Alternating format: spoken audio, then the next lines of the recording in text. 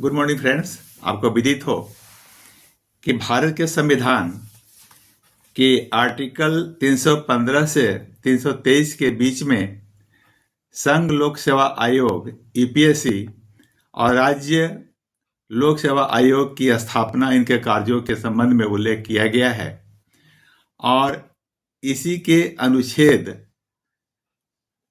320 के तहत लोक सेवा आयोग द्वारा विभिन्न सेवाओं के लिए परीक्षा आयोजित करने का निर्देश दिया गया है। तो अब चूंकि हर स्टेट में एक पब्लिक सर्विस कमीशन है, अब लगभग स्थिति हर जगह एक ही तरह की होती है। तो हर जगह मतलब इस तरह के जो जो यूपीएससी को छोड़ करके जो स्टेट का जो रिक्वायरमेंट है, स्टेट में विभिन्न पदों के लिए का जो हमारी आवश्यकता होती है, मतलब तो उसके अनुरूप वहाँ की पब्लिक सर्विस कमीशन उसकी नियुक्ति के लिए परीक्षा को आयोजित करती है। तो अब जैसे कि अब यहाँ अभी आज हम चर्चा कर रहे हैं बिहार पब्लिक सर्विस कमीशन की। बिहार पब्लिक सर्विस कमीशन के द्वारा डीएसपी पद के लिए बिहार पुलिस सेवा के द्वारा डीएसपी, जो कि बहुत ही इम्पोर्टेंट पद है, उसके की नियुक्ति के लिए परीक्षा का आयोजन किया जाता है। और ये सारी परीक्षाएं जो मैं बता रहा हूं, एक कंबाइंड सिविल सर्विस के तहत है। इसी तरह से एसडीएम के लिए बिहार एडमिनिस्ट्रेटिव सर्विस BAS, इसी तरह रजिस्ट्रार के लिए Bihar station service, assistant commissioner state tax जो GST स्टेट टैक्स होता है, और ट्रेजरी अफसर वगैरह जो इम्पोर्टेंट पद हैं उसके लिए Bihar finance service, jail superintendent काराधीक्षक के लिए Bihar prison service, excise superintendent जो बहुत इंपॉर्टेंट पद है, इसके लिए Bihar excise services, district transport officer DTO के लिए Bihar transport service, DEO district education officer या DSE district deputy superintendent of education के लिए Bihar education services, district commandant home guard, ये भी इम्पोर्टेंट पद है, के लिए बिहार होमगार्ड सर्विसेज। अब नगर पालिका जो है, हर जगह नगर पालिका के लिए अलग से कैडर बना दिया गया है। तो एग्जीक्यूटिव ऑफिसर नगर पालिका के लिए बिहार म्युनिसिपल सर्विसेज। अब जो ग्रामीण जो क्षेत्र है हमारा बिहार का, तो इसके लिए विकास के लिए हर प्रखंड में जो हमारा स्तर है, तो वहाँ के BDO के लिए बिहार रूरल डेवलपमेंट सर्विसेज। अब यहाँ के अंचलाधिकारी के या CO जिसको बोलते हैं के लिए बिहार रेवेन्यू सर्विसेज। पहले ये मतलब क्या होता था कि डिप्टी कलेक्टर ही मतलब इसको संभालते थे, लेकिन अब दोनों का कैडर अलग अलग कर दिया गया है। BDO का कैडर अलग कर दिया गया है, CO का कैडर अलग कर दिया गया है, और बिहार एडमिनिस्ट्रेटिव सर्विस से इसको अलग कर करके और इनका अलग बिल्कुल स्वतंत्र कैडर बना दिया गया है। इसी तरह से अब लेबर सुपरिटेंडेंट होते हैं। लेबर सुपरिटेंडेंट के लिए बिहार लेबर अनएम्प्लॉयमेंट सर्विसेज। इसी तरह से कल्याण विभाग में जिला कल्याण पदाधिकारी होते हैं, इसके लिए डिस्ट्रिक्ट वेलफेयर ऑफिसर जिनके रूप में हम जानते हैं, या असिस्टेंट डायरेक्टर सोशल सिक्योरिटी, इसके लिए बिहार वेलफेयर सर्विसेज। अब ये आप काफ़ी जानते होंगे कि आंगनबाड़ी सेविका, आंगनबाड़ी पदाधिकारी होते हैं, चाइल्ड डेवलपमेंट प्रोजेक्ट ऑफिसर जिसको बोलते हैं, तो इसके लिए बिहार चाइल्ड डेवलपमेंट सर्विसेज। अब यहाँ पर जो कोऑपरेटिव होते हैं, तो कोऑपरेटिव को संचालन करने के लिए डिस्ट्रिक्ट कोऑपरेटिव ऑफिसर है DCO, इसका चयन करने के लिए बिहार कोऑपरेटिव सर्विसेज है। अब सेक्शन ऑफिसर्स जो सचिवालय सेवा के होते हैं, इसके लिए बिहार सचिवालय services, Bihar secretariat services.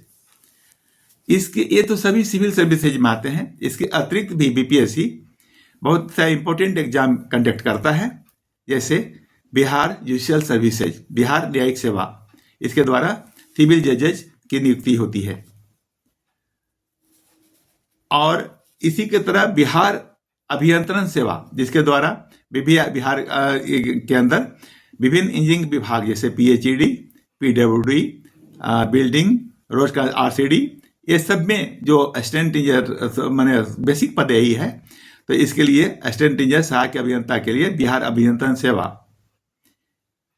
Medical officer के लिए बिहार स्वास्थ्य सेवा, जो PSC हैं या एडिशनल PSC हैं, तो इसमें रेगुलर का मतलब मेडिकल ऑफिसर के बहाली के लिए बिहार स्वास्थ्य सेवा।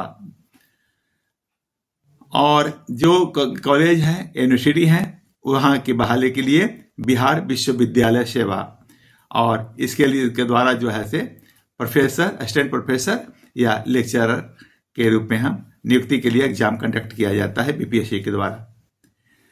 अब ये तो BPSC का है, इसके साथ साथ और भी अलग अलग परीक्षाएं होती हैं। तो अभी तो मैंने आपको ग्लिम्स मैंने बता दिया है। अब अलग अलग परीक्षाओं के लिए अलग अलग तैयारी में कौन कौन सा कोर्स होगा, क्या क्या लेवल होगा, क्या सिलेबस होगा, चूंकि लंबा होगा मतलब काफ़ी, तो मैंने आपको एक माइंडसेट किया है कि आप अगर अपने कैलिबर के हिसाब से, अपनी मेहनत के हिसाब से आप स्टेट में बहुत आप बन सकते हैं, DSDM बन सकते हैं, DSP बन सकते हैं, जेल सुपरिटेंडेंट बन सकते हैं, रजिस्ट्रार बन सकते हैं, ट्रेजरी ऑफिसर बन सकते हैं, डिस्ट्रिक्ट ट्रांसपोर्ट ऑफिसर बन सकते हैं, और भी विभिन्न जो इम्पोर्टेंट पद हैं। कोई पद कम नहीं है, हर डिपार्टमेंट का, हर मिनिस्ट्री का ये सब पद हैं और सभी पद इम्पोर्टेंट होते हैं। तो इसके लिए मैंने आपको एक ग्लिम्स दिया है, झलक दिया है, और कैसे तैयारी करेंगे इस संबंध में जो है से अलग अलग वीडियो, और क्या योग्यता है, इसका सिलेबस क्या होगा, तो मैं अलग वीडियो बनाऊंगा और वीडियो बना करके आपको गाइड करूंगा। क्योंकि मैं भी एक सिविल सर्विसेज से ही आया हुआ हूं। पहले मैं IIT दिल्ली से MTech भी कर चुका हूं, इंजीनियरिंग बैकग्राउंड से भी हूं, और LL भी दिल्ली यूनिवर्सिटी से कर चुका हूं। तो मेरा बैकग्राउंड ऐसा रहा है, तो मैं इस संबंध में आपको बिल्कुल विस्तृत जानकारी भी आपको प्रदान करूंगा, ताकि आप इसका गाइडेंस लेकर के, अगर आपको कोई डाउट हो तो मेरा मोबाइल नंबर है 9431106688।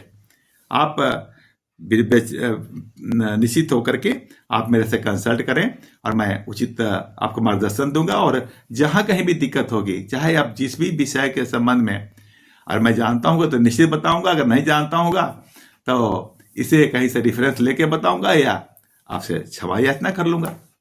लेकिन आप एक बड़े भैया के रूप में आप कंसल्ट करें और अपने भविष्य के लिए आप खूब बढ़िया तैयारी करें। मेरी सारी शुभकामनाएं आपके साथ रहेगी।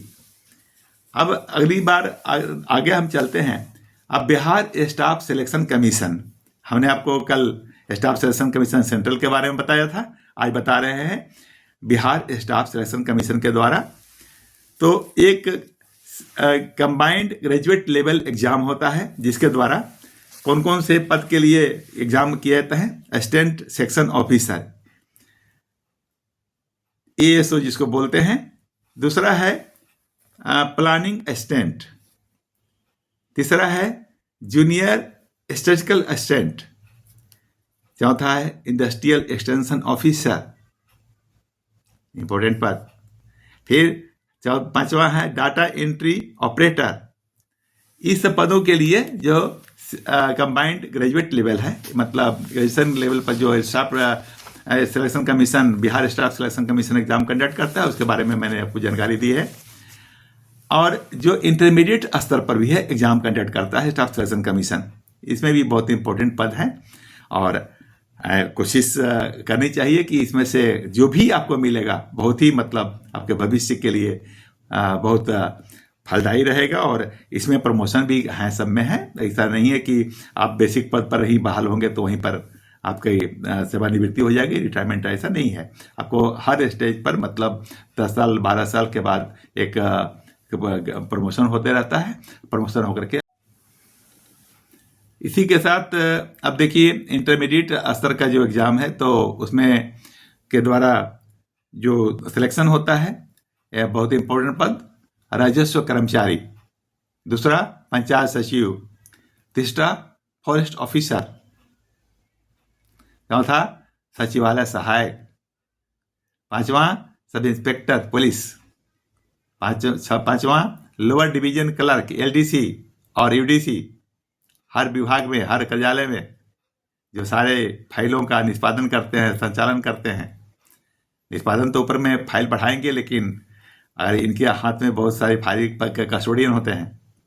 और टाइपिस्ट, स्टेनोग्राफर, इन सब पदों के लिए ये मतलब बिहार स्टाफ सिलेक्शन कमीशन परीक्षा भी करती है और नियुक्ति के लिए रिकमेंड करती है। तो इसके बारे में विस्तृत आपको बताएंगे, लेकिन देखिए एक बात बता दे रहा हूँ कि सारी परीक्षाएं हैं मतलब, तो इसमें कैंडिडेट्स काफ़ी बैठते हैं। देखिए असंभव नहीं है, लेकिन थोड़ी डिफिकल्ट तो है। डिफिकल्ट इसलिए है कि पद की संख्या कम होती है, उम्मीदवार बहुत ज़्यादा होते हैं। लेकिन एक बात मैं फिर रिपीट करना चाहता हूँ, पर के वीडियो में भी मैंने रिपीट किया है कि कंपटीशन 1 या 2% में ही होता है। बाकी लोग जो है से सेंटर पर अपना पता नहीं मतलब जो करने जाते हैं, स्मौज करते हैं, क्या करते हैं, नहीं जाते हैं कि मतलब गार्जियन को दिखावा करते हैं। नहीं करना चाहिए ऐसा। गार्जियन के साथ छल नहीं करना चाहिए। आप गार्जियन के साथ छल करेंगे, नहीं कर रहे हैं, आप अपने साथ छल कर रहे हैं। इसलिए आप सीरियस होकर के अपना भविष्य सुधारें। और हर परीक्षा का मतलब मैंने बिल्कुल थोड़ा गंभीर होकर करके और कंसिस्टेंट मतलब होना चाहिए। ये नहीं कि आज 6 घंटा पढ़ लिया तो कल साइफर कर दिया। रेगुलर पढ़ाई अगर 4 घंटा भी करें तो आपको मैं टिप्स दूंगा, बताऊंगा। और जो इम्पोर्टेंट जो किताबें हैं और कहाँ से आपका सोर्सेज ऑफ मटेरियल मिलेगा वो सब मैं बताऊंगा। तो आज अब चूंकि वीडियो आपको लंबा नहीं करना चाहता हूँ, आपको बोर नहीं करना चाहता हूँ, नहीं तो आज ही आप कहेंगे कि अभी बताने के पहले ही हमारी माता की चटाई हो गई। नहीं, ऐसा नहीं है। मैं आपको आपके भविष्य के लिए, क्योंकि मैं भी एक सिविल सर्वेंट रह चुका हूँ, तो मैं चाहूँगा कि आप मेरे से भी बहुत ऊंचा पद हासिल करें। इसलिए अगर मेरा ये वीडियो लगातार आते रहेगा, अगर चैनल सब्सक्राइब नहीं किया हो तो सब्सक्राइब कर लीजिए, ताकि आपको नोटिफिकेशन आपको सबसे पहले प्राप्त हो। साथ ही साथ अगर ये वीडियो आपको अच्छा लगा तो लाइक कीजिए, ताकि मेरा भी प्रोत्साहन बढ़ेगा, तो तब नए वीडियो बनाने में और भी अच्छा लगेगा मुझे, और आपके गाइडेंस करने के लिए और भी मैं प्रेरित होऊंगा। और बाकी दोस्तों के बीच में से शेयर करें, उन्हें भी लाभ हो।